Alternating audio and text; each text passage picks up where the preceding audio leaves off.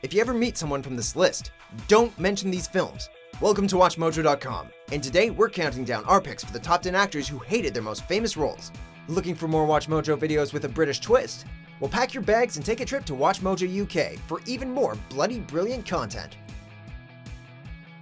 For this list, we'll be looking at actors who, for one reason or another, wound up detesting the role that made them famous.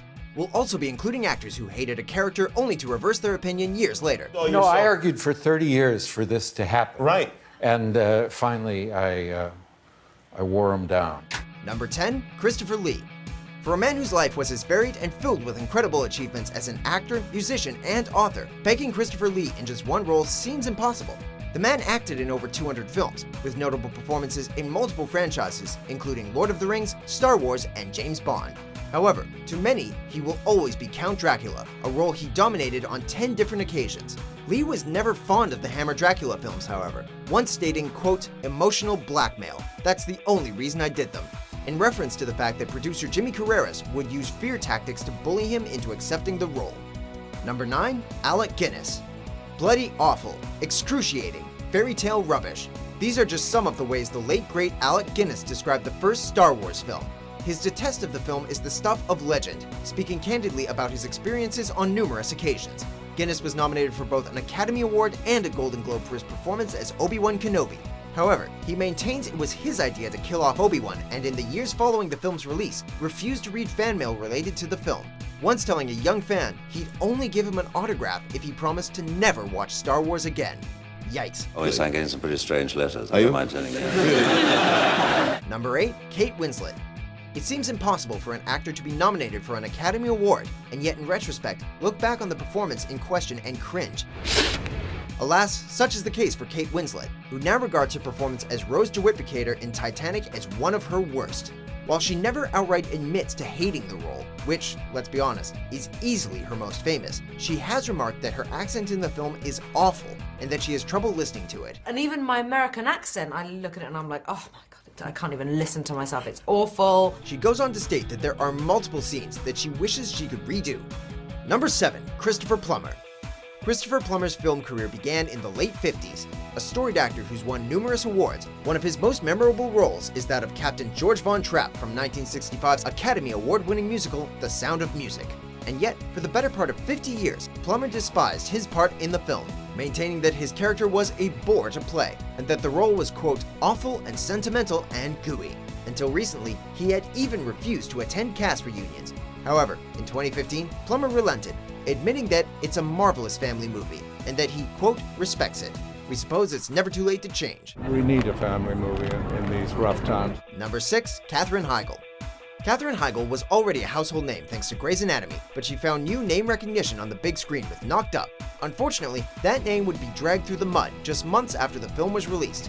In response to an interview she gave to Vanity Fair, in which she called the film a little sexist due to its tendency to portray the women as shrews, as humorless and uptight, Heigl experienced vicious personal attacks from both fans and the media. We should all have the right, the basic human right, to say, hey, no, I'm sorry, I'm not comfortable with that. I don't like that. Like, this is not okay for me, without it making me, I can't say the word, but I know what the word is. Yeah. The word. Right. What many failed to notice is that in the same interview, she claims her time on set was enjoyable, but that she ultimately wasn't a fan of the finished product. Fair enough. Number 5, Shia LaBeouf. While the Transformers franchise has had its ups and downs, it's clear that the second installment isn't one that lead actor Shia LaBeouf looks back on fondly. In fact, he's openly stated that he despises the film, once quipping, "There are a lot of people that like the second one, but I hated it. I just didn't enjoy it."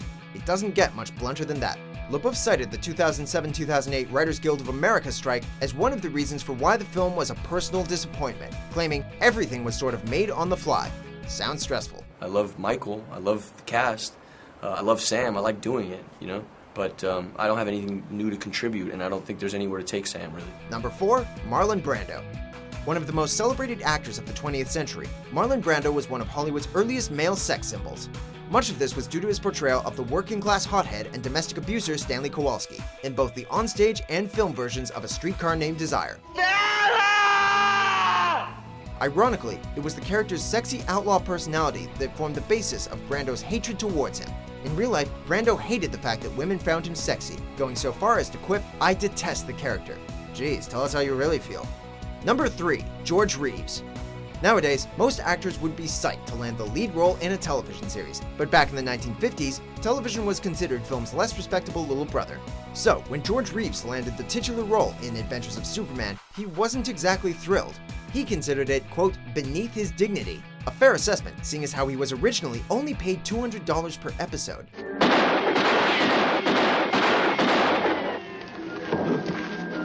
Nevertheless, the show was a massive success, with Reeves suddenly a household name in America and beyond.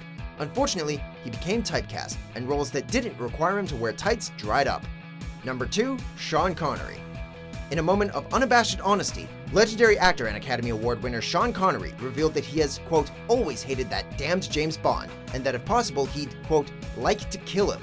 Clearly, this is a man who doesn't mince words. While the role catapulted him to the top of the Hollywood A-list, he was always reluctant to reprise it when producers came a-knockin'. Yet despite his reservations, Connery wound up playing the womanizing British secret agent 7 times. I am much obliged. Of course, he often gave sizable parts of his Bond paychecks to charity. Number 1, Robert Pattinson. How do we begin to describe Pattinson's hatred of his most iconic character?